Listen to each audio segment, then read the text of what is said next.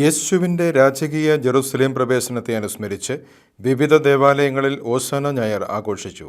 കുരുത്തോലകളും കൈകളിലേന്തി ഓശാന ഗീതികൾ ആലപിച്ച് പ്രദക്ഷിണങ്ങളും മിക്ക ദേവാലയങ്ങളിലും നടന്നു.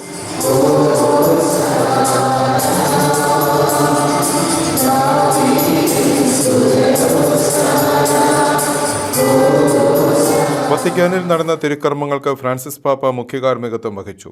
പാപ്പായോടൊപ്പം ഓശാന തിരുനാൾ ആഘോഷിക്കാൻ 10,000-കണക്കിന് വിശ്വാസികളാണ് വത്തിക്കാൻ ചൊത്തുരത്തിൽ എത്തിച്ചേർന്നത്. കേരളത്തിൽ സീറോ മലബാർ സഭ major archbishop Mar Raphael Thattil Mananthavady രൂപതയിലെ മേജർ ആർക്കി എപ്പിസ്കോപ്പൽ ദേവാലയമായ നടവയൽ ഹോളി ഫാമിലി ഇടവക ദേവാലയത്തിലാണ് ഓശാന തിരുക്കർമ്മങ്ങൾക്ക് കാർമ്മികത്വം വഹിച്ചത്. കുരുത്തോല വെഞ്ചരിപ്പും പ്രദക്ഷിണവും വിശുദ്ധ കുർബാനയും മേജർ ആർച്ച് ബിഷപ്പിൻ്റെ കാർമ്മികത്വത്തിൽ നടന്നു. കണ്ണൂരിൽ നടന്ന ഓശാന തിരുക്കർമ്മങ്ങൾക്ക് ബിഷപ്പ് ഡോക്ടർ അലക്സ് വടക്കുംതല മുഖ്യ കാർമ്മികത്വം വഹിച്ചു. കേരളത്തിലെ വിവിധ കത്തീഡ്രലുകളിൽ രൂപതാധ്യക്ഷന്മാർ തിരുക്കർമ്മങ്ങൾക്ക് കാർമ്മികത്വം വഹിച്ചു.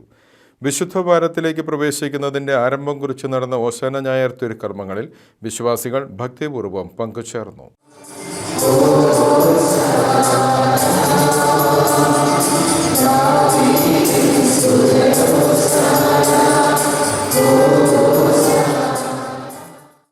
സത്യസഭയെ അനുദിനം അറിയുവാൻ, സഭയെ സ്നേഹിക്കാൻ സൺഡേ ശാലോം യൂട്യൂബ് ചാനൽ ഇപ്പോൾ തന്നെ സബ്സ്ക്രൈബ് ചെയ്യുക.